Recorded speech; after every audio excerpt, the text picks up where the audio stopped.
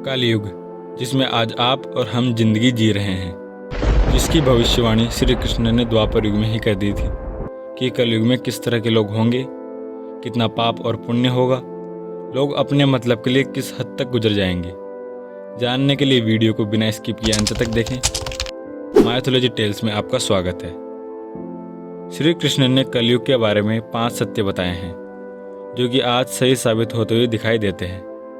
तो दोस्तों, बात उस समय की है जब पांडव महाभारत का युद्ध जीत गए थे और युधिष्ठिर को हस्तिनापुर का सिंहासन दिया गया। तो एक बार 5 पांडवों के मन में कलयुग के बारे में जानने की जिज्ञासा थी। उन्होंने एक बार श्री कृष्ण से पूछा कि कलयुग में मनुष्य कैसा होगा, लोगों के विचार कैसे होंगे और मोक्ष प्राप्ति कैसे होगी। यह सुनकर भगवान कृष्ण ने 5 पांडवों को वन में जाने के लिए कहा और ये भी कहा कि जो कुछ भी तुम वहाँ देखो मुझे विस्तार से आकर बताना। 5 भाई वन में गए और कुछ समय पश्चात वापस आए। तो चलिए जानते हैं कि उन्होंने श्री कृष्ण को क्या क्या बताया। युधिष्ठिर ने 2 सूंड वाले हाथी को देखा और वो बहुत हैरान हो गए। जब उन्होंने श्री कृष्ण को इस दृश्य के बारे में बताया तो भगवान ने उन्हें उत्तर दिया कि कलयुग में ऐसे लोग राज्य करेंगे जो बोलेंगे कुछ और करेंगे कुछ और। ये लोग दोनों ओर से शोषण करेंगे। इसके बाद भीम ने देखा एक गाय को जो अपने बच्चे को इतना चाट रही थी कि बच्चे का रक्त निकल आया। भीम यह देखकर दंग रह गए और भगवान श्री कृष्ण से इसके बारे में पूछा। कृष्ण ने बताया कि कलयुग का मनुष्य अपने बच्चों से इतना प्रेम करेगा कि ऐसी ममता के कारण बच्चों का विकास ही रुक जाएगा। यदि किसी का पुत्र साधु बना तो सब उसके दर्शन करेंगे, परंतु यदि स्वयं का पुत्र साधु बना तो दुखी हो जाएंगे, रोएंगे कि मेरा पुत्र किस राह पर जा रहा है, इसका क्या होगा। कलयुग में लोग बच्चे को मोह माया और परिवार में ही बांध कर रखेंगे और उसका जीवन वहीं नष्ट हो जाएगा। फिर भगवान ने वास्तविकता बताते हुए कहा कि तुम्हारे पुत्र तुम्हारे नहीं बल्कि उनकी पत्नियों की अमानत है, पुत्रियां उनके पतियों की अमानत है। यह शरीर मृत्यु की अमानत है और आत्मा परमात्मा की अमानत है। फिर अर्जुन ने देखा एक पक्षी को जिसके पंख पर वेद की ऊंचाई लिखी हुई थी, परंतु वह मनुष्य का मांस खा रहा था। यह देखकर अर्जुन आश्चर्यचकित हो गए। इस पर भगवान ने बताया कि कलयुग में ऐसे लोग होंगे जिन्हें विद्वान कहा जाएगा, परंतु उनकी मंशा यही होगी कि किसकी जल्दी मृत्यु हो और उसकी संपत्ति को अपना लिया जाए।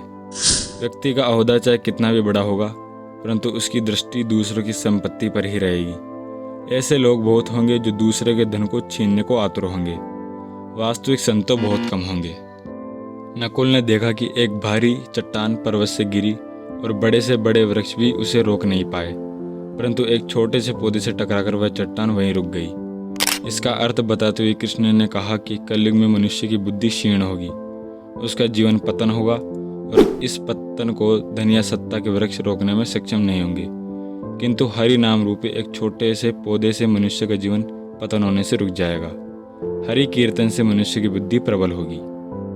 इसके बाद अंत में सहदेव ने बताया कि उन्होंने वन में अनेकों कुएं देखे, जिनमें से केवल बीच का कुआं खाली था जो कि सबसे गहरा था।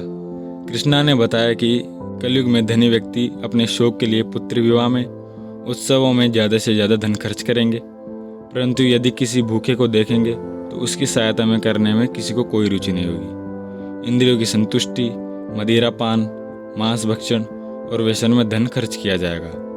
जो लोग ऐसी आदतों से दूर होंगे उन पर कलयुग का नहीं बल्कि परमात्मा का प्रभाव होगा। दोस्तों, अब मैं आपको कलयुग के बारे में कुछ जानकारी दे देता हूँ। इस युग में अधर्म 75% और धर्म 25% रह गया है। दोस्तों, आपको बता दें कि इस कलयुग का आरंभ 3102 ईसा पूर्व से हुआ था। कलयुग का जीवन काल 4,32,000 वर्ष का है, जिसमें से 5,124 वर्ष हो चुके हैं और अभी भी 4,26,876 वर्ष बचे हुए हैं।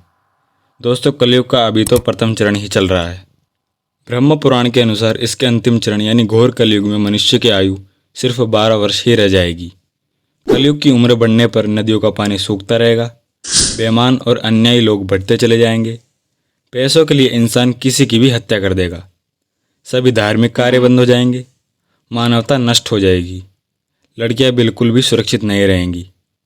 और जब यह कलयुग अपनी चरम सीमा पर होगा तब भगवान विष्णु कल की अवतार लेंगे और सारे अधर्मियों और पापियों का नाश करेंगे और एक बार फिर से नए युग यानी सतयुग का प्रारंभ होगा। अगर वीडियो अच्छी लगी हो तो लाइक करें और चैनल को सब्सक्राइब करें।